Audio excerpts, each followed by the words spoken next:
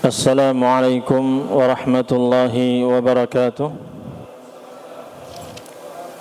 Innal hamdalillah nahmaduhu wa nasta'inuhu wa nastaghfiruh wa na'udzu billahi min shururi anfusina wa min sayyiati a'malina. May yahdihillahu fala mudilla lahu wa may yudlil fala hadiya lahu.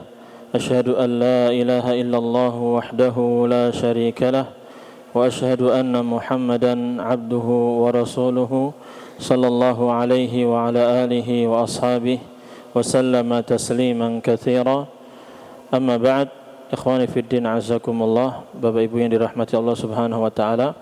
Kita bersyukur kepada Allah jalla dzikruhu, pada kesempatan malam hari ini kita bersama-sama kembali berkumpul dalam rangka talabul ilmi, menuntut ilmu syar'i, memperdalam urusan agama kita. Semoga berkumpulnya kita di masjid ini dirahmati oleh Allah Subhanahu wa taala, mendapatkan ketenangan, mendapatkan keutamaan talabul ilmi, di mana para malaikat ikut bersama kita dan kita juga disebut namanya oleh Allah Subhanahu wa taala. Pada kesempatan kali ini kita melanjutkan pembahasan kitab Shahih Fiqh Sunnah wa Adillatuhu wa Tawdihu Madzahibil A'immah pada juz yang pertama di halaman 71. Al-Syekh Abu Malik Kamal Ibn Sayyid Salim hafizahullah ta'ala menjelaskan tentang kaifiyatut tathhir li anwa'in najasat. Jadi beberapa cara membersihkan najis. Pada kesempatan yang lalu kita telah belajar hal-hal yang berkaitan dengan apa, Pak? Najis. Semua hal tentang najis telah kita jelaskan. Tinggal nanti nunggu ujiannya, ya. Kita ada ujian insyaallah. Ini pertemuan terakhir. Pertemuan ini pertemuan terakhir, ya. Setelah itu pekan depan saya izin libur dulu untuk hari tenang. Kemudian pertemuan berikutnya langsung ujian. Jadi Bapak Ibu semuanya ujian. Sebagaimana anak-anak kita di sekolahan sudah ujian, Pak, ya. Tinggal nunggu terima rapot, kita juga nanti ujian. Ya, materinya gampang. Pokoknya Bapak Ibu baca bukunya, insya Allah bisa jawab. Ya, kalau nggak ada bukunya, lihat di YouTube. Di YouTube Al-Abror sudah lengkap. Nanti kalau kurang lengkap, nanti saya tambahin yang rekaman-rekaman. Bisa juga dilihat di YouTube saya. Intinya kita sama-sama belajar biar ada bekasnya, ada ujiannya, ada nilainya, dan nanti ada rapotnya, Pak, ya. Yang juara 1 berarti dia nilainya 100. Pokoknya yang nilainya 100 dapat hadiah aja. Ya. Umroh pakai uang sendiri. Baik. Kita akan bahas, Pak. Sekarang beberapa cara membersihkan najis yang ada dalam hadis Rasulullah sallallahu alaihi wasallam. Yang pertama, tathiru thawbi min damil haid. Membersihkan pakaian dari darah haid. Ini pernah dijelaskan pada pertemuan sebelumnya, cuman ini lebih didetailkan saja. Nah, kalau darah haid itu kan najis, jelas ya, Pak, ya. Lalu nempel di kain, di celana, ya, atau di baju, ya, atau mungkin di spray, itu nempel di sana. Itu bagaimana cara membersihkannya? Maka penulis hafizahullah mengatakan, yakunu bi farkihi wa qashrihi thumma dalkihi bi atrafil asabi'i liyatahallala wa yakhruja thumma taghsiluhu bil ma'i.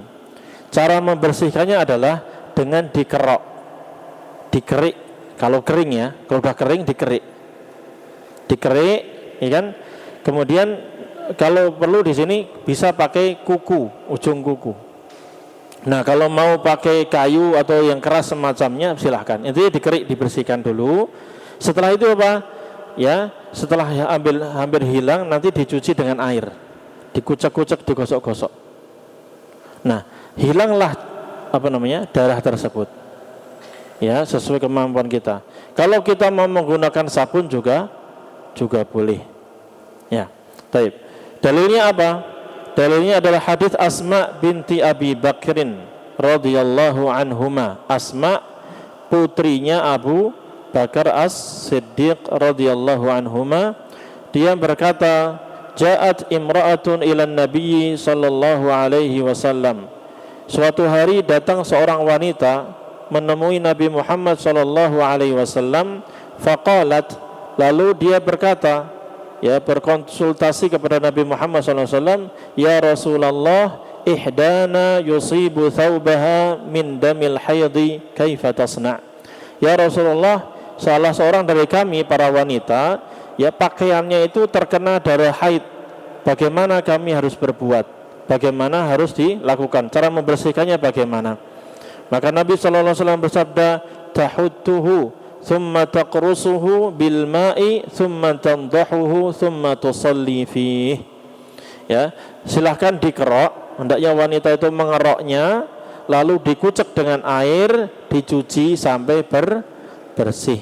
Thumma tusalli fih. Kemudian silahkan dipakai untuk melaksanakan sholat walaupun masih basah.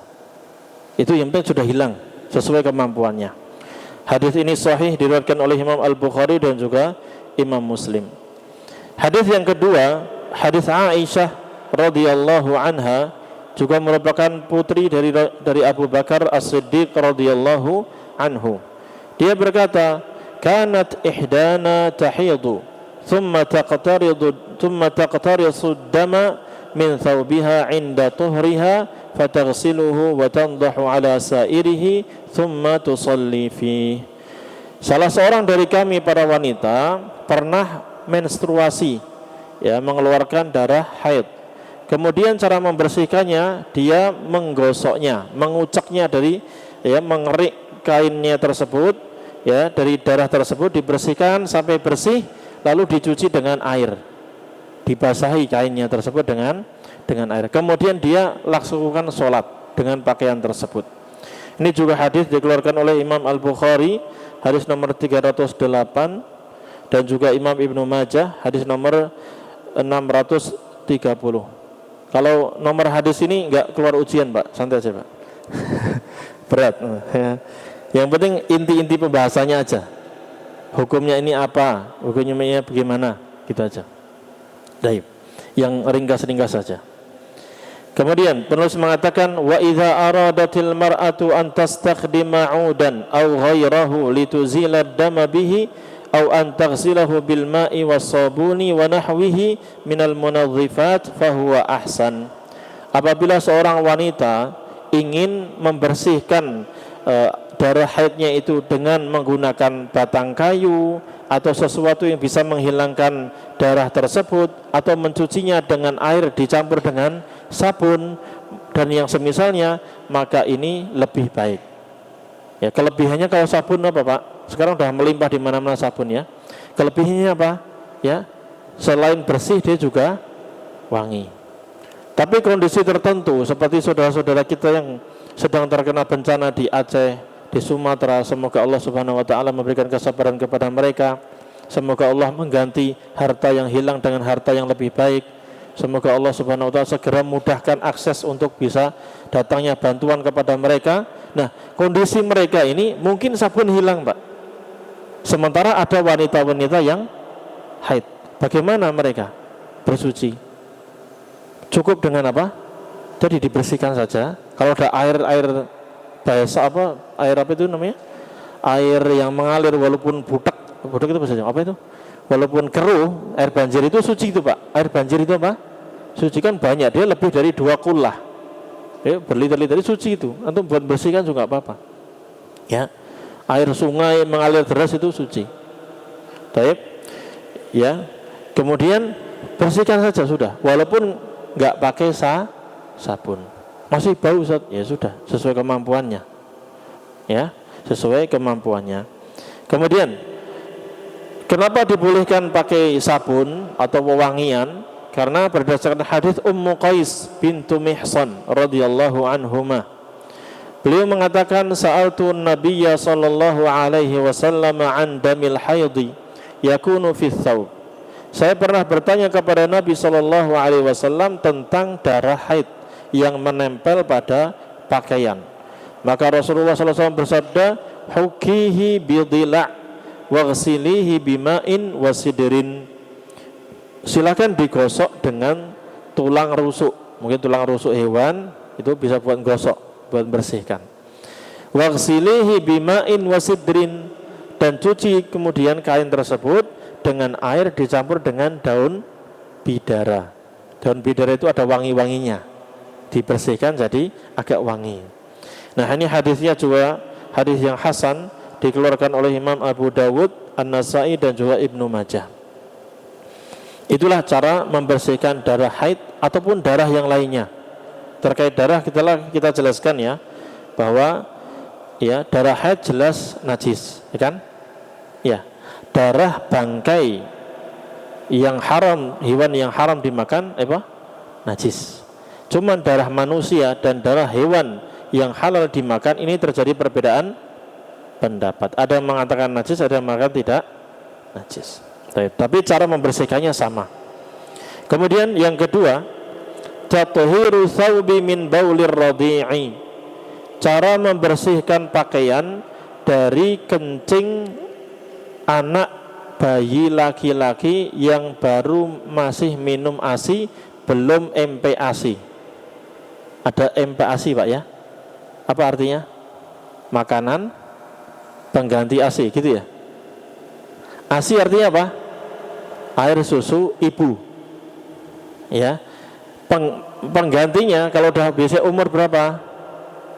Kapan dia MPASI? MPASI atau MPASI? Kapan dia? Biasanya 6 bulan.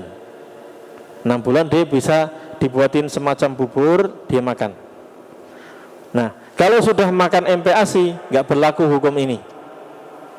Berarti air kencingnya sudah sama seperti kencing yang lain, sama seperti orang dewasa. Tapi kalau dia masih ASI doang, berarti di bawah 6 bulan, ya, masih murni ASI doang, air susu ibu, maka berlaku hukum ini. Di mana cara membersihkannya itu ringan. Cukup diapain? Ini kencingnya dia dibersihkan saja. Dibersihkan. Kalau mau dilap, ambil tisu dilap, terus sisanya diapain?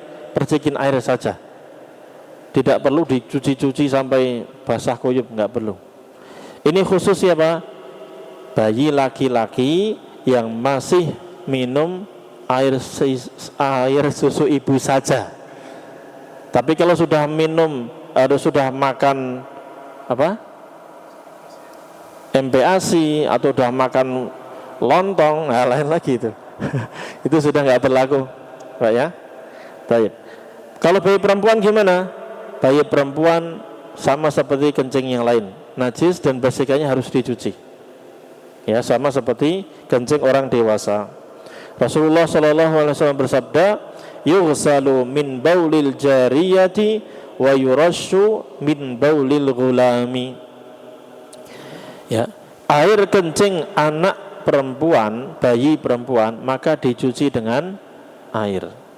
Adapun air kencing anak laki-laki yang masih minum ASI saja, maka cukup dipercikan dengan air. Hadis ini sahih, sahih li ghairihi, dikeluarkan Imam Abu Dawud, An-Nasai, Ibnu Majah, dan juga punya dalil-dalil penguat lainnya, syawahid. Kemudian yang ketiga, tathiru thawbi minal madhi, membersihkan kain atau pakaian dari air madhi. Masih ingat Pak air madhi? Air madhi itu airnya modelnya cerah seperti ini, tapi agak lengket. Kapan keluar Pak? Keluar ketika syahwatnya bergejolak, lagi kenceng-kencengnya, atau sedang ciuman dengan istri, atau membayangkan ciuman dengan bidadari misalnya. Tadi perempuan itu ya. Ya, lalu kencenglah itu, kemudian keluar cairan ini. Cairannya modelnya kayak gini, putihnya, ya, seperti air biasa, tapi dia lengket dan keluarnya kadang tidak terasa, tidak memancar. Kalau memancar itu air apa? Mani. Ini madhi Pak. Nah, air madhi najis atau tidak? Najis. Ingat Pak ya, air kencing secara umum najis semuanya, baik yang anak laki-laki tadi juga najis itu, cuman bersihkannya beda aja. Kemudian yang keluar dari situ apalagi? Air madhi ini, yang cairannya kayak gini, lengket. Kemudian air wadi masih ingat ya? Dia yang agak keras, biasanya habis kencing keluar kenceng, keras. Nah, kemudian air mani. Ini yang sini, ini najis semua. Air mani suci. Mani itu apa? Air yang warnanya kayak susu, putih. Kemudian putih kertas. Kemudian keluarnya dengan apa? Disertai syahwat dan memancar. Habis keluar badan langsung lemes. Biasanya keluar ya ketika berhubungan badan atau mimpi basah. Taib. Nah itu ya Pak ya. Nah air madhi ini najis. Cuman ya penulis mengatakan lamma kanal madhiyu mimma yakthuru huduthuhu wa ta'ammu bihil balwa ja'at takhfifu fi tathhirihi minasyari'. Ketika air madhi ini sering keluar dari seseorang yang mungkin gejolak syahwatnya kencang, ya, termasuk diantaranya sahabat yang sering keluar air madhi siapa? Masih ingat? Ali bin Abi Thalib radhiyallahu anhu. Beliau mengatakan kuntu rajulan madzaan. Saya ini adalah laki-laki yang sering keluar air madhinya. Ya. Ya, biasanya laki-laki yang memang pemberani, ya, yang kuat fisiknya, syahwatnya besar.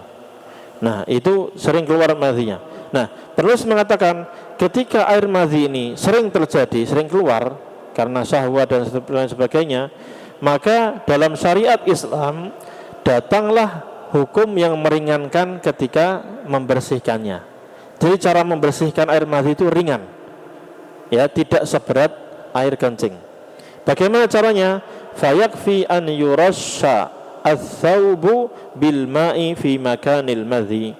Cukup dengan mempercikkan air, ya, pada kain yang terkena air madhi tersebut. Jadi air madhi itu kan enggak banyak Pak, keluarnya itu hanya kecil aja, netes dikit gitu kan di celana. Nah bersihkannya gimana Pak? Ambil air, timpakan sedikit, kucuk, selesai. Cukup seperti itu. Cukup bagian yang mana? Yang terkena saja. Bagian enggak banyak Pak, enggak perlu antum cuci semuanya ya. Kalau mau hati-hati enggak apa-apa, cuman kalau mau secukupnya saja, apalagi kondisi darurat, ya, sudah mau azan keluar nanti bersihkan sedikit, ya, kasih air, kucuk, pakai lagi. Nah dengan itu sudah sah. Dalilnya apa? Hadis dari sahabat Sahal bin Hunayf radhiyallahu anhu, annahu kana yalqa minal madhi shiddatan wa anaan. Beliau ini sangat kesusahan dalam membersihkan air madhi karena mungkin sering keluar. Nah, maka beliau bertanya, konsultasi kepada Nabi Muhammad SAW, kaifa bima yusibu thawbi minhu, ya Rasulullah, bagaimana kalau air madhi itu menempel pada pakaianku? Maka Rasulullah SAW bersabda, yakfika an ta'khudha kaffan min ma'in fatandahuhu bihi thawbaka haitsu tara annahu qad asaba minhu. Ya, cukup bagimu untuk mengambil satu apa ini? Ini namanya apa Pak? Satu gayung tangan ini ya, genggam ya, setelapak tangan. Ambil air setelapak tangan, lalu siramkan ke bagian kain yang terkena air madhi tadi. Jadi airnya nggak usah satu ember, cukup satu telapak tangan aja. Bersihkan, dikucek, bersihin, sudah. Kalau sudah kena, sudah sah, sudah dianggap hilang dan dianggap suci. Ini hadisnya hasan, dikeluarkan oleh Imam Abu Dawud, At-Tirmidzi dan juga Ibnu Majah. Baik. Berikutnya terkait dengan ibu-ibu. Perempuan pakaiannya sampai mana, Bu? Aurat perempuan mana saja?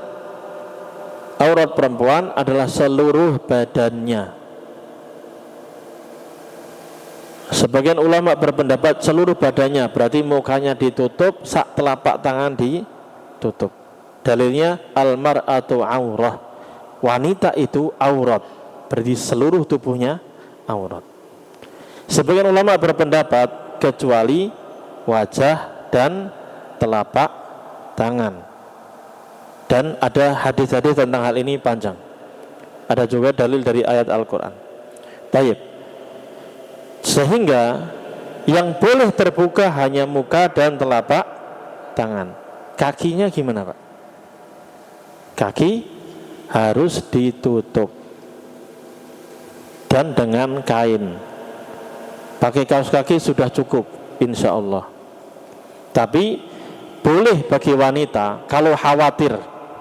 Namanya kaos kaki ada yang pendek, ada yang panjang.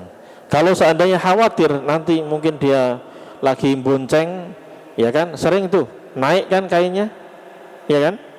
Kalau khawatir tersingkap auratnya, boleh bagi wanita untuk memanjangkan kainnya.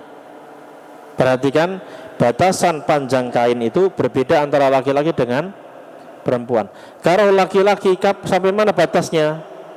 Sampai di atas mata kaki. Kalau pas di mata kaki, boleh atau tidak? Boleh. Yang enggak boleh di bawahnya. Ma asfala minal ka'baini minal izari fa finnar. Dalam hadis sahih Rasulullah SAW bersabda, kain laki-laki yang menjelur di bawah mata kaki maka terancam masuk neraka. Rasulullah SAW juga bersabda, izarul mu'min atau muslim nisfus sak. Kainnya laki-laki itu sampai kapan? Sampai mana? Setengah betis. Itu idealnya. Setengah betis itu batasan paling tinggi. Boleh di atasnya? Masih boleh, Pak. Cuman idealnya di tengah-tengah. Ini betis nih. Betis tahu ya? Lutut, ini telapak tangan. Ini betis namanya. Ini botol. Cuman ini misalkan botol. Betis. Ini lutut, ini apa? Telapak tangan. Telapak kaki, Pak. Ini namanya betis. Izarul muslim atau mukmin nisfusak. Idealnya kainnya seorang muslim laki-laki itu setengah betis. Ya. Boleh dia menjulurkan ke bawah, tapi jangan sampai melebihi mata kaki. Jelas, Pak? Nah, kalau di atasnya boleh atau tidak? Masih boleh.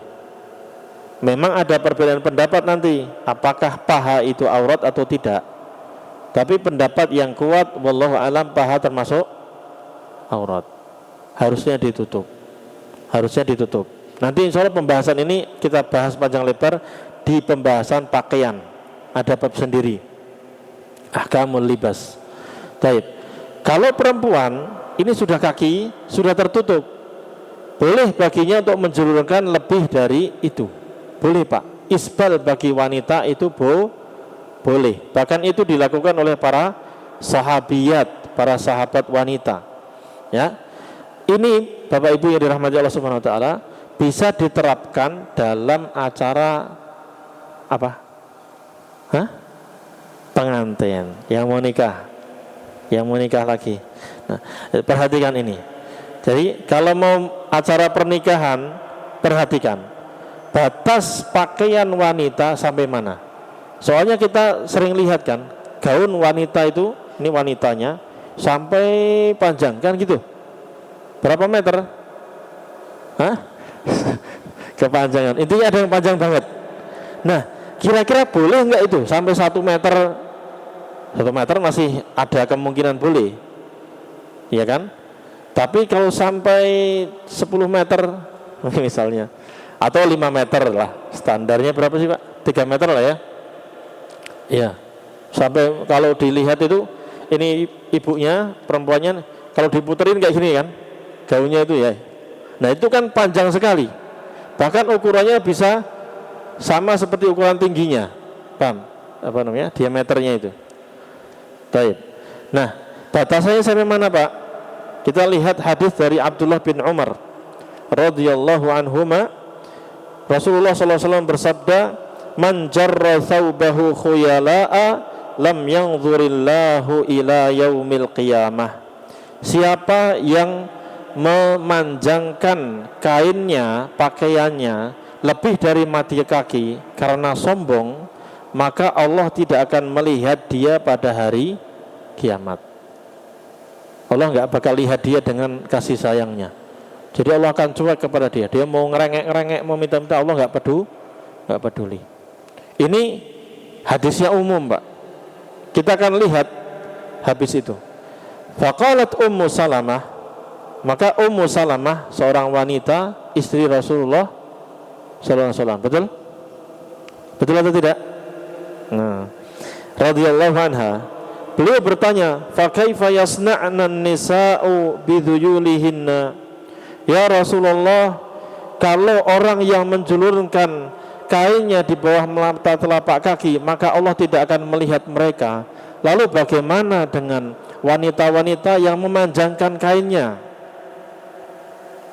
lebih dari mata kaki? Wanita, lihat. Maka Rasulullah SAW bersabda, yurkhina shibron. Kalau wanita boleh lebih dari mata kaki, boleh. Yang nggak boleh siapa? Laki-laki. Kalau perempuan yurkhina shibron, boleh untuk memanjangkan kainnya dari mata kaki itu lebih dari, bukan lebih, ukuran segini. Berapa ini? Sejengkal. Sejengkalnya saya berapa senti ini? 25 kali. Enggak. Nah, beda punya Bapak, lebih panjang lagi. Nah, lalu Ummu Salamah berkata lagi, idzan tankashifu aqdamuhun. Ya Rasulullah, kalau cuma dilebihkan satu jengkal saja, maka ini akan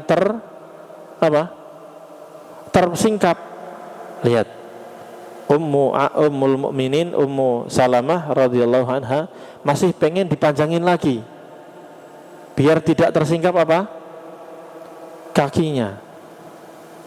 Makanya ketika seorang wanita ingin mengikuti sahabat, ingin mengikuti manhaj cara beragama sahabat, ini lihat, perempuan sangat hati-hati jangan sampai terlihat auratnya. Nauzubillah min dzalik. Zaman sekarang kita nggak cuma lihat kaki, tapi lihat lebih parah lagi. Makanya wanita muslim harus banyak bertobat, istighfar, Bu. Ya, lihat, wanita di zaman sahabat masih minta dipanjangin lagi. Lalu Ummu Salamah radhiyallahu anha mengatakan, ya Rasulullah, kalau cuma dilebihkan satu jengkal doang, itu masih ada kemungkinan tersingkap. Ya, baik ketika melangkah atau ketika naik tangga, ada hal-hal yang bisa mengakibatkan kakinya terbuka itu. Maka bolehkah masih ditambahkan lagi? Maka Rasulullah SAW bersabda, fayurkhina dzira'an la yazidna alaih. Maka silahkan dipanjangkan satu hasta. Satu hasta seberapa, Pak? Satu hasta ukuran sini sampai sini. Berapa meter ini? Setengah? Enggak semeter ini ya? Oh, berarti enggak sampai semeter. Berarti kalau 1 meter enggak boleh. Ini ukuran berapa ini? Berapa, Pak? 50 cm. 50 cm. Ya, itu batas maksimal. Rasulullah SAW bersabda apa? La yazidna alaih, enggak boleh ditambah. Makanya ibu-ibu yang kalau ingin melihat atau ibu-ibu, siapa bapak-bapak juga termasuk, karena bapak-bapak punya anak perempuan juga. Kalau mau nikah cari gaun pengantin, jangan yang lebih dari 1 hasta. Ini batas maksimal. Jangan sampai 2 meter, ya. Jangan sampai 3 meter. Ya, gitu. Kesandung juga jatuh nanti, Pak. Nah, berarti kainnya menjulur panjang atau tidak? Nah, kalau dipakai sehari-hari pasti akan gasrok kemana? Tanah. Gimana itu hukumnya? Kalau ada, mohon maaf, kotoran di situ, najis di situ, bagaimana cara membersihkannya? Kita akan lihat di buku ini. Tadhiru dzaili thawbil mar'ah. Cara membersihkan kain yang menjulur dari kainnya, pakaiannya siapa? Wanita. Idza tanajjasa dzailu thawbil mar'ati fa innahu yatuhuru atau yutahharu bimulamasatihi, bisa yatuhuru bimulamasatihi lil ardi tahirah. Apabila kain yang menjulur dari pakaian wanita itu terkena najis, maka dengan dia selalu menggesek tanah yang suci itu, maka otomatis akan suci, karena tanah itu bisa menjadikan suci.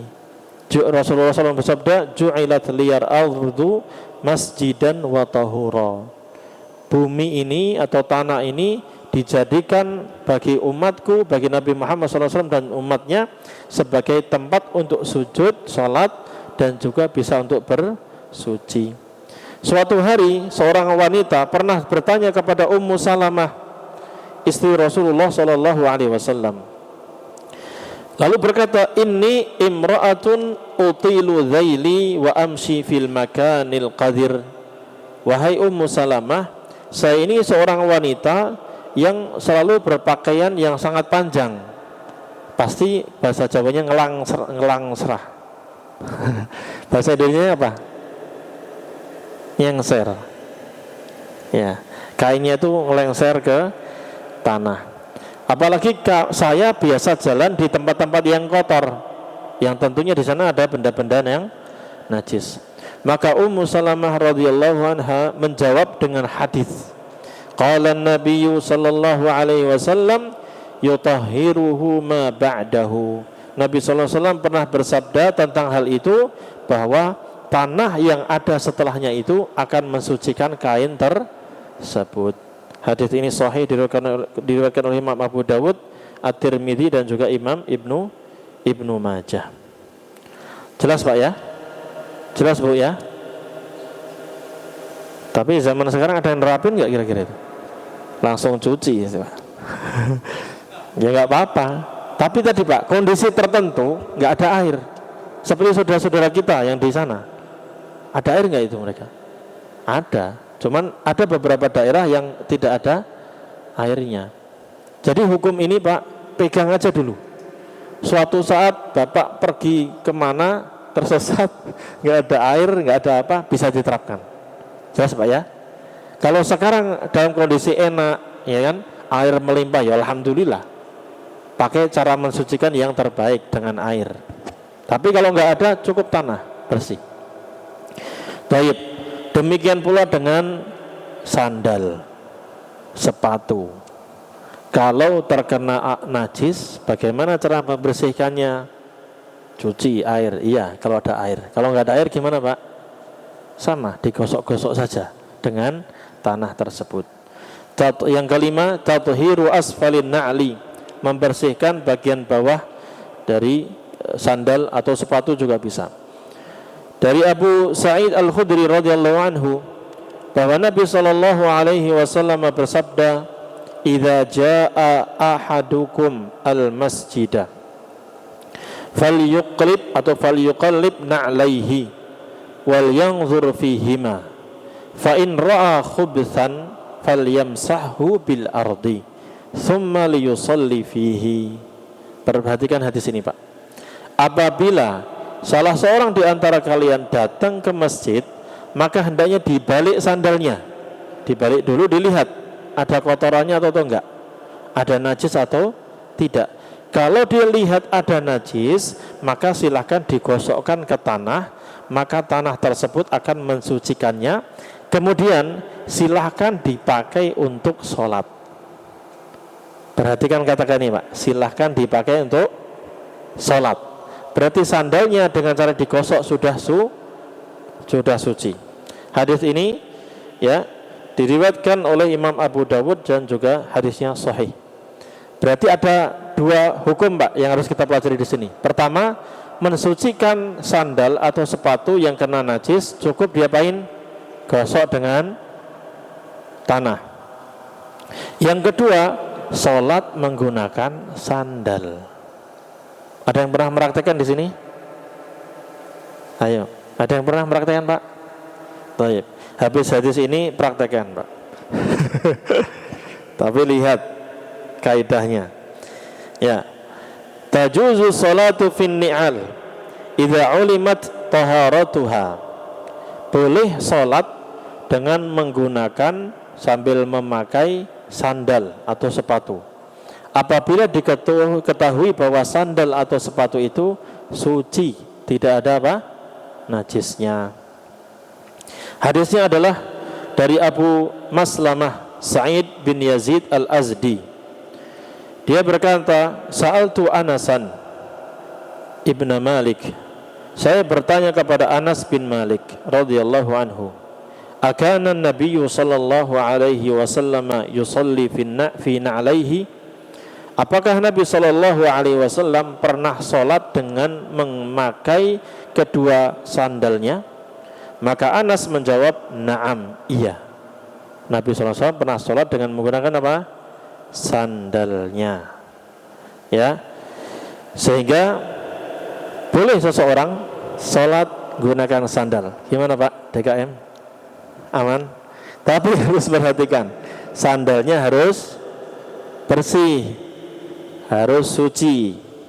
Kemudian perhatikan perkataan ulama berikut ini. Syekhul Islam Ibn Taimiyah rahimahullah ta'ala berkata, amma salatu fin na'li wa nahwih idza ulimat taharatuha lam tukrah as-salatu fiha bittifaqil muslimin.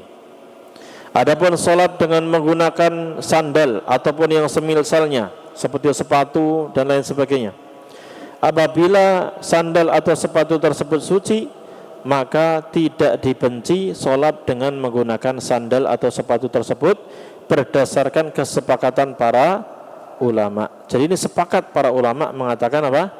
Boleh. Imam Ibnu Rajab, bahkan sunnah ya, Al-Hambali radhiyallahu anhu rahimahullah, beliau mengatakan, wassalatu fin na'laini jaizatun la ikhtilafa bainal ulama'i fi dzalik. Salat dengan menggunakan kedua sandal itu boleh, tidak ada perbedaan pendapat di kalangan para ulama tentang hal itu. Namun terjadi perbedaan pendapat kalau salatnya di dalam Ka'bah. Boleh enggak salat di dalam Ka'bah, Pak? Ngadep mana? Salat di dalam Ka'bah menghadap mana? Ka'bah itu kan kiblat. Orang kalau di luar Ka'bah ngadepnya ke Ka'bah. Sekarang antum salat di dalam Ka'bah, boleh atau tidak? Boleh, tapi salat sunnah. Ngadepnya kemana? Bebas, kemana saja, mau yang sono. Maka antum pernah lihat kan video ya, ketika raja tertentu atau tamu negara sana masuk, ya termasuk presiden kita pernah masuk juga ke sana. Ya, ketika sholat mereka ada yang ngadep sono, ada yang sana, ya, nggak masalah, semuanya boleh. Yang sesuai pendapat ulama mayoritas boleh, dan hanya sholat sunnah saja. Kalau sholat wajib mundur, keluar bareng-bareng. Taib. Ibnu Rajab melanjutkan, walaysa lana mawdi'un yukrahu an yusalliya fihi fin na'laini wal khuffaini illa al-Ka'bah. Tidak ada perbedaan pendapat berkaitan dengan dibolehkannya salat dengan dua sandal dan dua sepatu kecuali di Ka'bah. Fa innahu yukrahu liman dakhalaha. Jadi kalau salat di dalam Ka'bah maka makruh menggunakan sandal, harus dilepas sandalnya. Ya, tapi kalau di luar Ka'bah maka tidak makruh. Jadi boleh seseorang sholat dengan menggunakan sandal dan sepatu. Jelas Pak ya? Di masjid, kecuali kalau masjidnya sudah ada karpet, jangan. Yang bilang gini bukan saya, tapi Syekh bin Baz rahimahullah ta'ala, beliau mengatakan apabila masjidnya itu sudah ada karpetnya, ya, maka jangan pakai sandal. Apalagi kalau khawatir sandalnya akan mengotorinya. Karena sebagian, masya Allah, pengen mengamalkan sunnah pakai sandal, nggak lihat tuh sandalnya bekas apa. Akhirnya ngotorin. Karpet sudah disedot, sudah capek-capek bersihin, masuk nih bapak pakai sandal, ya, kotor. Kecuali kalau sandal kayak sandal-sandal khusus misalnya, mungkin masih dibolehkan. Tapi Syekh bin Baz juga masih mengatakan kalau bisa sih jangan. Kita lihat, kita akan bacakan perkataan beliau. Ya, sebagian manusia nggak peduli, ya, tidak melihat kepada kedua sandalnya, ya, lalu dia malah pakai sandal tersebut dalam keadaan kotor. Maka apabila dia melepas sandalnya dan sholat dengan tidak pakai sandal, agar tidak mengotori apa tadi? Karpet, dan agar tidak membuat orang pergi dari masjid itu. Karena ada orang-orang tertentu lihat apa? Dulu sandal masuk ini Pak. Waduh. Dia sudah pikiran buruk aja ini. Ya, akhirnya dia nggak mau sholat di masjid itu. Kenapa? Tuh ada sholat itu, nggak pakai apa? Masuk pakai apa? Sandal. Nah, kata Syekh bin Baz, maka kalau seseorang ya melepaskan sandalnya, sholat dalam keadaan pakai sandal dengan niat tadi biar tidak mengotori masjid dan juga tidak membuat orang lari dari masjid, maka ini barangkali lebih baik insya Allah, kata beliau, min babi ri'ayatil masalih, dalam rangka untuk menjaga kemaslahatan, wa adami tanfirin nasi minal masjid, dan agar tidak membuat orang kabur pergi dari masjid tersebut. Wa nadharan ila anna aktsaran nasi illa man syaa rabbuk la yahtammu bin na'lain. Karena kita melihat banyak manusia enggak peduli dengan sandalnya, enggak peduli dengan kebersihan sandalnya. Fa inna katsiran minan nas qad yanfiru minal masajidi idza ra'aha tuta'u bin ni'al. Karena banyak manusia akan pergi dari suatu masjid yang di situ sandalnya dipakai di dalamnya. Li'annal furusha tata'atharu bi aqalli syai'in bi khilafi ma law kana al-masjidu minal hasba war ramal. Karena karpet itu Pak, itu sangat mudah sangat mudah kotor, apalagi dengan apa? Sandal tadi. Ya. Berbeda kalau memang masjidnya itu terbuat dari apa? Tanah. Kan di zaman Nabi sallallahu alaihi wasallam masjidnya apa? Tanah. Ya, pasir. Ini perkataan Syekh bin Baz rahimahullah. Beliau mengatakan bi khilafi ma law kana al-masjidu minal hasba war ramal. Beda halnya kalau masjid itu terbuat dari apa? Lantainya adalah tanah atau pasir.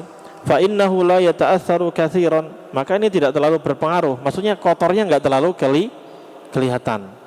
Berbeda kalau karpet. Waduh, kelihatan banget tuh kotornya. Ya. Kemudian beliau mengatakan wal amru wasi'. Dan sebenarnya urusan kayak gini ini luas aja. Ya. Kama kana al-hal fi ahdi Nabi sallallahu alaihi wasallam wa ahdi sahabati radhiyallahu anhum. Sebagaimana keadaan di zaman Nabi Muhammad sallallahu alaihi wasallam dan juga zaman sahabat radhiyallahu anhum. Kadang mereka pakai sandal, kadang mereka lepas sandal. Paham di sini, Pak? Nah, berarti kapan kita menerapkan ini? Kapan bisa kita terapkan ini, Pak? Kapan? Kalau Bapak sholat Id, bisa Bapak terapkan tuh. Karena di mana? Lapangan. Atau Bapak sholat di Masjidil Haram. Kalau di Masjidil Haram tuh yang lantai mana? Yang lantai 2 itu. Ya Bapak juga bisa Pak ya, masih boleh Pak ya, pakai sandal ya. Sa'i boleh itu. Di sana juga bisa itu. Itu lantai kayak gitu doang. Lantai ubin doang. Ke apa? Marmer atau granit.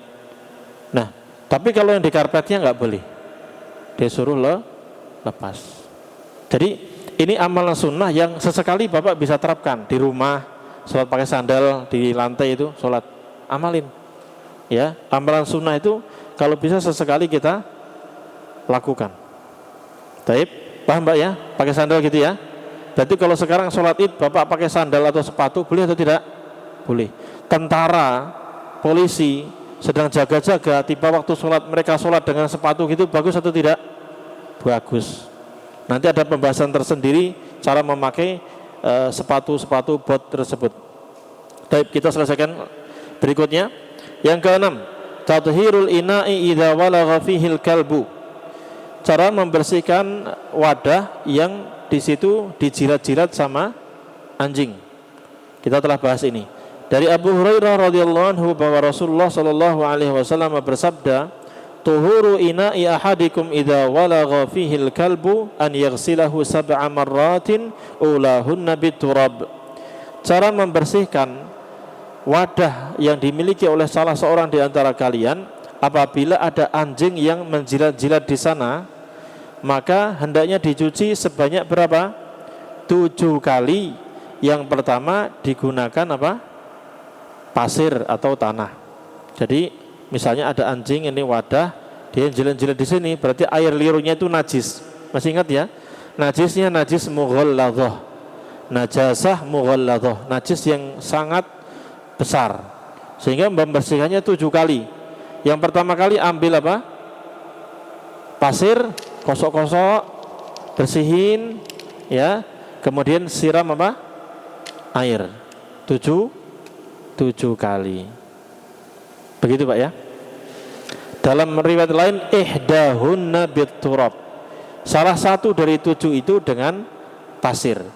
Kalau riwayat pertama yang kita baca tadi, maka pasir itu atau tanah itu dengan yang pertama. Tapi riwayat yang kedua boleh. Yang penting salah satunya dengan pasir, enggak harus yang pertama. Begitu Pak. Itu kalau beda riwayat kayak gitu. Tapi kalau mau pertama lebih baik. Tapi seandainya seseorang lupa, buru-buru cuci pakai apa? Air biasa. Belum, ya udah, enggak apa-apa, ambil tanah lagi. Mau yang ketiga, kedua atau kelima juga boleh. Jelas Pak? Baik. Itu hadisnya sahih ya. Telah kita baca juga, dikeluarkan oleh Imam Muslim. Kemudian berikutnya yang ke-7, tadhiru jildil maitati biddibar. Cara membersihkan kulit bangkai. Bangkai macan. Bangkai apa? Apalagi? Harimau, bangkai musang. Kulitnya mau kita gunakan. Atau termasuk bangkai kambing yang enggak disembelih dengan apa? Nama Allah dengan sunnah ya, sesuai syariat. Maka cara membersihkannya adalah dengan disamak, dibersihkan, digosok, dijemur. Nah, berdasarkan hadis Nabi sallallahu alaihi wasallam, idza dubighal ihabu faqad tahura. Apabila kulit itu disamak maka telah suci. Sehingga bisa dipakai untuk pakaian, bisa dipakai untuk apa? Tas, itu boleh Pak, boleh dipakai. Yang enggak boleh kulit siapa? Babi, itu murni enggak boleh. Sama anjing juga. Baik. Kemudian yang ke-8, tathhirul ardi minal bauli wa nahwihi. Cara membersihkan tanah dari kencing. Maka dengan cara diapain? Dituangkan air yang banyak. Nabi SAW pernah suatu hari, telah kita jelaskan ya, ada orang Arab Badui kencing di masjid, dan masjid saat itu berupa dari tanah. Maka Nabi SAW memerintahkan untuk bawa air 1 ember dituangkan. Dengan itu cukup untuk membersihkan, tinggal tunggu kering, bisa digunakan untuk sholat lagi. Kalau kita modelnya kayak gini, karpet, maka ambil karpetnya dicuci. Yang lantainya diapain? Ambil kain, dilap, dipel sampai bersih. Insya Allah sudah suci. Kering bisa digunakan untuk sholat lagi. Jelas Pak ya? Baik. Kemudian berikutnya ya, yang ke berapa? 9 Pak. Tathhirul bi'ri awis sumni idza waqa'at fiha najasah. Cara membersihkan sumur. Nah, ini kalau lihat sumur kan airnya banyak. Lalu tiba-tiba ada tikus masuk, mati di situ. Najis Pak ya. Nah, gimana cara membersihkannya? Atau asumni itu apa namanya? Apa itu? Minyak atau gaji. Apabila di situ ada najis, maka cara membersihkannya adalah wa yakunu bimnazhi wa izalati najis. Diambil itu badan najisnya, misalnya itu bangkai apa? Tikus, diambil, ditarik. Kemudian yang sekitarnya itu juga dibersihkan. Ini kalau airnya misalnya Pak, misalnya apa tadi? Gajehnya atau apa sih minyak samin dulu. Kalau yang apa namanya modelnya itu dia keras, maksudnya bukan cairan, maka gimana? Ini benda najis, ambil benda najisnya, lalu yang sekitarnya juga diambil, maka sisanya masih suci. Itu kalau modelnya kayak apa? Kayak apa ya? Enggak, ini yang enggak cairan. Mentega. Kalau mentega kayak gitu, benda najis itu ambil benda najisnya dan sekitarnya sedikit ambil, sisanya bisa dipakai lagi. Tapi kalau modelnya cairan, ya, maka ambil benda najisnya, lalu bagaimana? Ya, benda najisnya ambil. Kalau cairnya banyak, dibuang airnya. Ya, di sini hadisnya Abdullah bin Abbas radhiyallahu anhuma, Nabi SAW pernah ditanya tentang tikus yang jatuh ke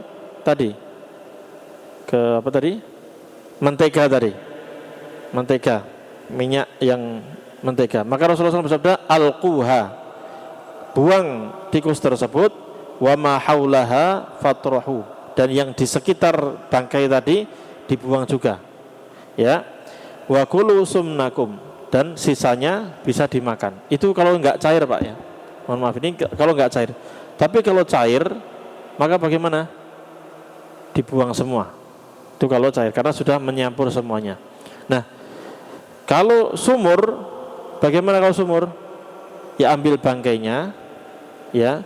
Kalau airnya itu lebih dari 2 kullah, tahu 2 kullah ya? 2 kullah itu sekitar 160-an liter, Pak, ya. Ya, kullah. 1 kullahnya 217 2 kullah. 270 2 kullahnya. Nah, kalau itu ya tinggal diangkat aja benda najisnya, nanti itu sudah suci insyaallah. Ya gitu ya. Kalau toren lebih hati-hati gimana? Ya, buang semua kalau toren. Soalnya kita nggak tahu berapa liter itu, Pak, toren tuh. 1.000, kalau lebih banyak. Ya udah. Tapi kalau kita masih merasakan bau bangkainya, ya jangan, hindari aja. Ya. Dikuras. Nah, lebih hati-hati. Lagian airnya juga bakal ngalir lagi. Baik. Kemudian ada satu permasalahan, apakah membersihkan najis itu harus dengan air atau boleh dengan yang lainnya? Kan tadi mayoritas pakai apa, Pak? Air. Nah, ini memang terjadi perbedaan pendapat. Kita ringkas saja bahwa pendapat pertama mengatakan ya membersihkan najis harus dengan air. Syarat sahnya harus dengan air. Ini mazhab dari mazhab Imam Malik, Imam Ahmad, dan juga pendapatnya Imam Syafi'i dalam perkataan beliau yang terakhir, yang kedua. Imam Syafi'i punya 2 pendapat, qaulul qadim, pendapat yang lama, sama qaulul jadid, pendapat yang baru. Nah, di pendapat yang baru beliau berpendapat harus dengan air. Dan ini juga dikuatkan oleh Imam Asy-Syaukani. Kenapa? Karena Allah Subhanahu wa taala hanya menyebutkan yang bisa mensucikan itu hanyalah air. Disebutkan dalam surat Al-Anfal ayat 11, Allah berfirman, "Wa yunazzilu 'alaikum minas sama'i ma'an liyutahhirakum bihi." Dan Allah menurunkan kepada kalian dari langit itu air untuk mensucikan kalian. Dalam ayat yang lain, ma'an tahura, air yang suci dan mensucikan. Kemudian ketika ada para badui kencing di mana? Masjid, Rasulullah memerintahkan untuk apa? Menyiram dengan apa? Air. Kemudian hadis yang lain, ketika Rasulullah SAW memerintahkan untuk mencuci wadah dari orang-orang Yahudi dan Nasrani. Orang-orang Yahudi dan Nasrani ngasih wadah, maka wadahnya harus dicuci saat itu ya. Nanti untuk keterangan lanjutnya ada pembahasan sendiri. Nah, ini dicuci dengan apa? Air di situ. Dan Imam Asy-Syaukani mengatakan al-ma'u huwal aslu. Air adalah yang utama ya dalam mensucikan, membersihkan najis-najis. Taib. Itu jadi pendapat pertama mencukupnya hanya dengan air, harus air doang. Kalau nggak pakai air nggak boleh. Pendapat yang kedua mengatakan yujzi'ut tathiru bikulli ma yuzilun najasata wa la yushtaratul ma'. membersihkan najis itu cukup dengan apa saja yang bisa menghilangkan najis tersebut dan tidak disyaratkan harus dengan air. Yang penting benda najisnya hilang saja sudah cukup, nggak harus pakai air. Ini pendapat Imam Abu Hanifah dan juga riwayat lain dari Imam Malik, Imam Ahmad dan juga perkataan Imam Syafi'i yang lama. Ini juga dikuatkan oleh Imam Ibnu Hazm dan Syekhul Islam Ibnu Taimiyah dan juga Syekh Ibnu Utsaimin, dan ini pendapat yang dikuatkan oleh penulis. Pertama, dalilnya apa, Pak? Karena air itu memang suci dan mensucikan. Tapi bukan berarti selain air tidak bisa mensucikan. Apa dalil yang lainnya? Karena lihat, dalam Islam itu boleh istijmar. Istijmar itu kan kita bahas, Pak, ya. Membersihkan najis dengan cara apa? Dengan menggunakan batu. Boleh atau tidak? Boleh. Maka di sini ya, bersuci BAB, habis BAB atau buang air kencing kecil, nah itu membersihkan dengan batu sudah cukup atau tidak? Cukup, tidak harus dengan apa? Air. Maka menunjukkan boleh tanpa air. Kemudian ketika membersihkan, tadi kita sudah bahas, membersihkan sandal pakai apa? Tanah. Sudah cukup. Perhatikan. Ketika membersihkan kain wanita tadi yang geser-geser tadi, pakai apa? Tanah. Sudah. Berarti menunjukkan boleh dengan selain air, kan gitu ya. Maka ini pendapat yang kuat. Ya, walaupun air itu yang lebih utama. Di sini ada beberapa faedah. Yang pertama, Pak. Ya. Barang siapa yang kainnya atau badannya terkena najis, lalu dia membersihkannya dengan selain air, maka boleh, ya. Tidak, kalau sudah dibersihkan dengan selain air, misalnya tadi ya, dia sudah nyuci sandalnya, sudah digosok-gosok dengan tanah, maka nggak perlu dicuci lagi dengan air, sudah cukup. Paham, Pak, ya? Kemudian, walaupun boleh dengan selain air, tapi tidak boleh menggunakan makanan. Roti untuk bersihkan najis itu tidak boleh, Pak, ya, jelas. Susu digunakan untuk bersihkan apa? Najis, boleh atau tidak? Tidak boleh.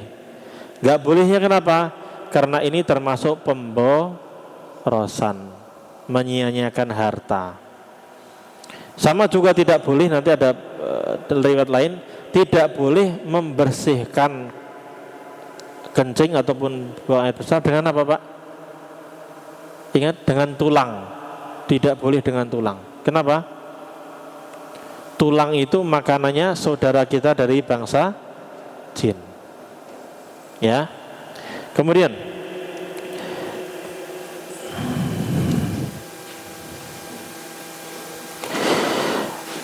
bolehnya bersuci dengan selain air itu hanya untuk membersihkan benda najis.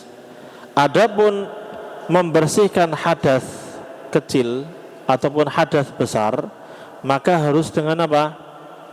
Air. Bapak mau wudu harus dengan air. Mau mandi junub harus dengan air. Syarat utamanya harus dengan air. Kecuali kalau apa? Airnya enggak ada, atau kita tidak mampu untuk memakai air karena sakit, atau airnya ada tapi hanya segini untuk bekal perjalanan yang sangat jauh. Kalau kita enggak minum ini, kita bisa mati. Maka saat itu boleh pakai tayamum dengan tanah. Jelas, Pak, ya?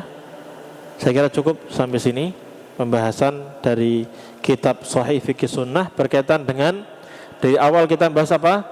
Tentang definisi toharoh, macam-macam toharoh, tentang najis, macam-macam najis, apa saja benda najis, sampai cara membersihkan najis sudah kita bahas. Tinggal kita akan ujian insya Allah dengan mengisi ABCD saja, Pak. Insya Allah mudah, ya. Soalnya mau berapa? 100. aja. Kalau 100, salah satu masih nilainya 99. Tapi kalau jumlah soalnya 25, salah satu kurang 4. Jadi nilainya cuma berapa? 96. Ada pertanyaan, Pak? Silakan. Assalamualaikum warahmatullahi wabarakatuh, Ustaz. Waalaikumsalam warahmatullahi wabarakatuh. Tentang 2 kulah tadi, Ustaz. Nah, Kan 270 liter kurang lebih ya. Itu kalau di kampung-kampung tuh ada kolam gitu, Ustaz. Kolam empang gitu ya. iya. Itu lebih dari 2 kulah. Iya. Tapi stagnan, tidak ngalir gitu. Apakah bisa dipakai untuk bersuci, Ustaz? Seperti kolam renang gitu. Kolam renang tuh sirkulasinya dia bisa 2 hari baru diganti, diganti air baru gitu. Aman, Pak. Yang penting lebih dari 2 kulah. Nggak masalah, Ustaz. Walaupun stagnan tidak ada sirkulasinya gitu. Pasti ada, Pak. Hah? Pasti ada air. Nggak, biasanya itu ada periodenya 2 hari, 3 hari. Nggak apa-apa. Nggak apa Nggak gitu apa-apa. ya. Kolam renang itu masuk. Itu sebenarnya kullah itu kullah. Ida apa? Hadisnya itu riwayatnya apa? Cuman itu juga khilaf di antara para ulama atau sahih atau tidak ya. Itu batasan kan dari mazhab Syafi'iyah. Apa namanya? Idza kana al-ma'u qullatain lam yahmilil khabath. Kurang lebih lewatnya gitu. Apabila air itu 2 kullah, maka tidak akan terkena najis. Walaupun mau mandi di situ boleh-boleh gitu. Ya. Termasuk kolam renang tadi. Ya. Makanya orang Jawa itu menyebut apa namanya? Semacam itu kolah. Itu dari bahasa Arabnya kullah. Ya, berat dari kolah. Yuk mandi di kolah gitu. Kadang-kadang buat cuci piring di situ, ini di situ gitu nggak masalah ya. Iya. Boleh ya. Insya Allah boleh. Tapi kalau di kampung airnya ngalir itu, Pak. Ngalir kalau itu ngalir. Yang enggak itu bahkan saya kira di kolam renang ngalir itu, Pak. Ngalir. Oh gitu. Ada yang itu ngurasnya 2 hari. Enggak juga. Stagnan boleh kan? Seandainya stagnan boleh. Makanya Rasulullah SAW melarang la yabulanna ahadukum fil ma'ir rakid. Ya, janganlah seseorang kencing di air yang tidak mengalir. Gitu. Ya, cuman kalau renang kayaknya kencing bebas. Itu ngalir, Pak. Aman, insyaallah. Di kolam renang aman. Mau kencing berapapun insyaallah suci itu. Gak usah khawatir, Pak. Itu lebih dari 2 kullah dan mengalir, mayoritas mengalir. Silakan Bapak tadi, Pak Bayu mau.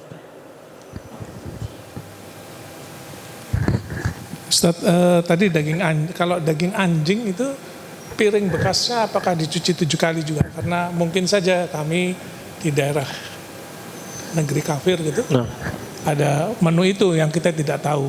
Nah, apakah piringnya itu perlu dicuci 7 kali juga? Karena kita nggak tahu menunya mereka. Oh gitu. Jadi bekas daging anjing. Saya pernah juga di rumah sakit, satu kamar dengan anjing. Bukan orang yang makan sop anjing. Oh, iya. Sop anjing untuk menyembuhkan itu kan. Tapi piringnya beda. Tapi kalau yang di tempat kerja itu khawatirnya mereka makan. Kita ambil yang jelas apa? Kalau betul-betul kita lihat ada najis baru kita sucikan. Tapi kalau nggak tahu ya udah, anggap aja suci. Kalau babi cuci biasa. Oh enggak, babi cuci biasa. Iya. Babi itu najis tapi nyucinya biasa, kayak nyuci kencing aja. Artinya piring kita tidak usah dipisahkan mereka dengan kita. Kalau mau hati-hati silakan. Tapi secara umum sebenarnya al-aslu fil asya'i at-taharah. Asal segala sesuatu itu suci. Kecuali kalau kita jelas lihat bahwa di sana masaknya pakai minyak babi atau masak babi sekalian. Gitu. Nah, kita lihat baru kita hindarin. Tapi kalau kita nggak lihat dan kita tanya dulu, nggak ada di sini halal misalnya. Aman. Ada Ustaz, ada, tapi piringnya itu yang piring dipisah. Pakai dipisah atau boleh satu piring, maksudnya dicuci sama mereka. Dicuci. Jadi menunya ada menu babi, ada menu non halal sama halal, dipisah. Tapi piringnya kan jadi satu, piring bekas dia. Oh gitu. Tapi dicuci sama mereka. Minta spray foam aja Pak. Ya, khusus. Kalau bisa minta khusus lebih baik, lebih hati-hati. Walaupun tadi Pak, kalau piring ada babinya misalnya, lalu dia cuci sampai bersih, ya sudah hilang. Sebenarnya sudah hilang. Kan gitu. Cara menghilangkan najis kan gitu tadi Pak, sudah kita bahas. Dengan dicuci cukup. Apalagi sekarang pakai sabun, lebih bersih. Bisa bunyi kan gini iklannya. Iya. Berarti bersih itu. Iya, bisa set-set itu Pak. Gitu. Gitu, jelas Pak? Jelas. Nah, ada lagi? Silakan Pak. Iya. Jangan menyimpang Pak. Kita lurus aja Pak. Gak apa-apa ya. Aman. Silakan. Ini tentang pembahasan pernikahan lebih dari lebih dari satu. Dalam satu atap boleh nggak Pak Ustadz? Dalam satu rumah dijadikan satu atau istri 2, 3 sampai 4 tuh. Kalau misal nggak boleh, tolong dalilnya. Saya minta dijelasin gitu. Iya, Bapak mau praktek nih? Enggak, maksudnya. Tahu aja Pak. Oh iya, saya yang tahu. Baik. Semoga Allah mudahkan Pak ya. Baik. Menikah lebih dari satu dalam Islam dibolehkan. Allah Subhanahu wa taala berfirman, "Fankihu ma taba lakum minan nisa'i masna wa thulatha wa ruba'." Nikahilah wanita-wanita yang kalian sukai 2, 3 atau 4. Fa in khiftum alla ta'dilu fawahidah. Kalau kalian khawatir tidak bisa adil, maka satu saja.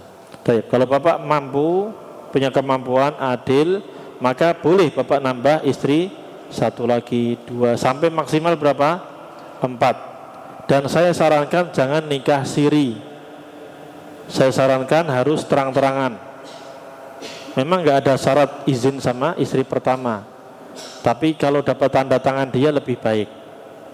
Biar istri kedua tetap mendapatkan surat yang sah. Istri yang ketiga dapat suratkan yang sah, yang apa? Jadi semua biar tahu. Jadi ketika Bapak pergi kemana, istri pertama nggak curiga. Dan ketika seandainya pun ketahuan, ya nggak akan mengatakan selingkuh atau berzina. Yang jelas kalau Bapak mau praktek harus terang-terangan, gitu Pak ya. Iya. Pertanyaan berikutnya Pak. Itu prakteknya gitu. Nah, apakah boleh satu atap? Kan gitu Pak ya. Nah, kalau rumahnya tingkat, istri pertama lantai 1, istri kedua lantai 2, istri ketiga lantai 3, istri keempat lantai 4, maka boleh. Aman kan Pak? Nah, kayak gitu aja Pak. Baik. Masalahnya satu atap itu ya mungkin untuk menghindari apa? Kecemburuan yang berlebihan. Satu rumah hanya beda apa? Kamar. Saya nggak tahu dalil yang melarangnya dari mana, saya nggak tahu. Cuman barangkali untuk privasi saja, hati-hatinya. Lalu Nabi SAW itu dibuat per apa? Rumah-rumah yang terpisah, dapurnya sendiri, kamarnya sendiri. Nah, kalau Bapak mau praktek, sebenarnya gampang Pak. Jadi sekarang kan banyak kontrakan di Jakarta. Nah, ada tuh kontrakan rumah petakan kan Pak ya?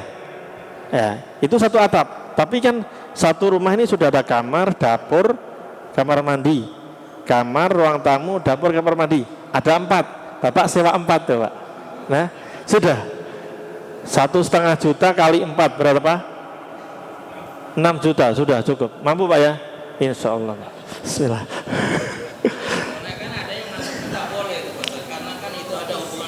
Biologisnya kan. Iya, tadi Pak, satu atap kalau cuma beda kamar maksudnya, mungkin itu berbahaya.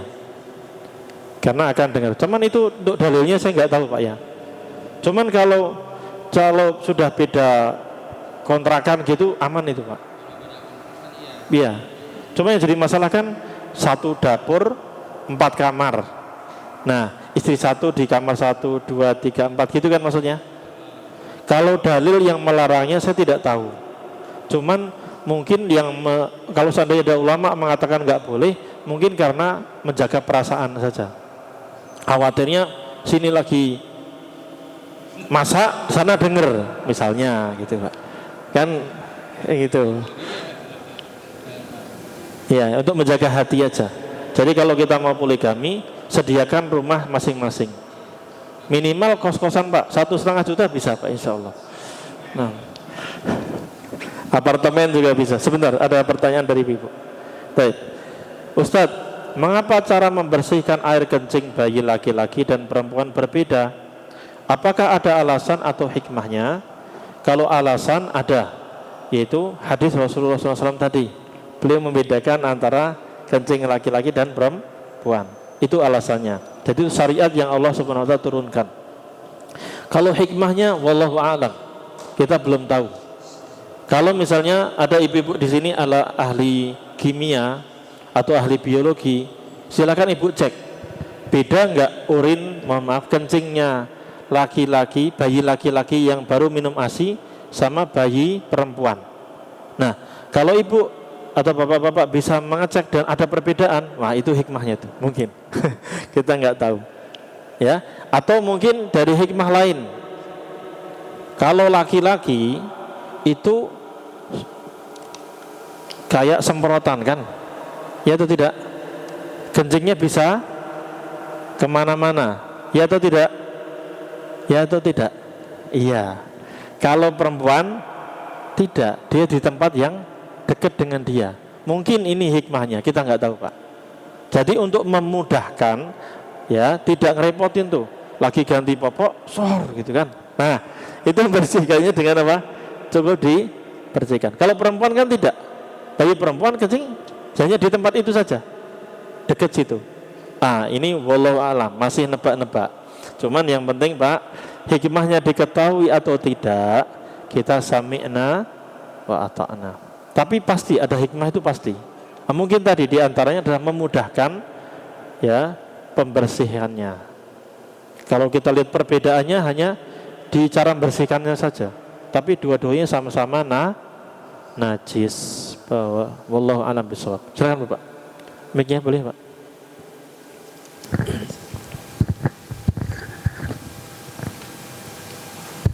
Ustadz, kalau kita safar dan kita berada di bis, kan sering kita tidak lagi menemukan air karena mungkin habis di perjalanan. Nah itu mediasi untuk tayamumnya itu seperti apa Ustadz? Ya itu dia. Saya juga masih bertanya-tanya, apakah cukup dengan kain yang di depan kita, atau dengan bangku atau dengan kaca? Wallahu alam kalau itu saya belum tahu. Soalnya kayak di pesawat juga gitu, tayamum di situ wallah. Kalau mau hati-hati, ya kita pakai air yang ada. Insya Allah dikit cukup kan. Kalau kita air dikit cukup satu-satu saja. Ini tangan satu kali, kumur-kumur satu kali, muka satu kali, itu sudah sah. Sudah sah ya. Iya. Tapi Pak, kalau Bapak bilang bis atau kereta itu ada WC-nya. Ya, sering habis Ustaz gitu. Sering habis. Oh ya udah. Berarti pas lewat subuh. Seringnya kadang-kadang lewat subuh lalu di pada sholat. Iya. Iya, wallah alam. Nanti kita coba pelajari lagi Pak ya. Kalau Bapak mau bawa tanah seember gitu enggak Pak? Repot. Karena ini masuk di rumah sakit juga Ustaz, mediasinya apa? Rumah sakit, mediasinya apa? Maksudnya pengganti kan kalau ada sih pernah baca kan pakai bedak. Wallah alam enggak. Kan katanya enggak Ustaz enggak boleh. Oh kalau bedak lain Pak. Bedak kan bahannya dari apa? Dari tela, ketela ya. Dari mana? Bedak. Bukan tanah. Bedak bukan tanah. Debu. Tapi memang sa'idan kan sa'idan thayyiba. Sa'id itu segala sesuatu yang di atas muka bumi. Makanya batu bisa, tembok ini bisa. Itu dia. Kalau tembok masih insya Allah masih ada pendapat ulama demikian. Cuman kalau tadi kaca kemudian di kendaraan itu yang wallahu a'lam itu. Wallahu a'lam bishawab. Ya. Kursinya. Solusinya gimana Bu? Solusinya pakai air. Suruh berhenti. Ya, makanya kalau nanti Bapak Allah berikan rezeki yang banyak, Bapak buka PO bis, setiap azan berhenti. Sudah ada yang kayak gitu. Kalau nggak salah namanya bis Haryanto. Yaitu setiap azan berhenti. Kalau saya pribadi memang seringnya pakai bis Pak, karena lebih mudah. Itu kita tinggal cari tiket yang mudah untuk sholat aja gitu. Kira-kira ketika di rest area makan itu kita bisa sholat gitu. Soalnya bis itu lebih mudah daripada kereta. Kalau kereta nggak bisa turun cuman ditinggal. Cuman kalau bis itu turun dan dikasih waktu setengah jam. Ya. Kalau pesawat, ya tadi tinggal kita beli tiketnya sesuaikan waktu sholat aja. Wallahu a'lam bishawab. Tapi memang kondisi itu pasti akan terjadi, Pak. Kondisi-kondisi tertentu, apalagi kita perjalanan yang darurat. Tiba-tiba saudara meninggal, mau nggak mau kita harus jalan. Ya. Atau anak sakit kita harus jalan. Nah itu harus kita pelajari lagi. Wallahu a'lam, nanti kita pelajari lagi, Pak. Baik. Cukup? Tidak, insyaallah. Semoga bermanfaat yang kita pelajari pada kesempatan kali ini. Insyaallah di pertemuan berikutnya kita tetap melanjutkan materinya.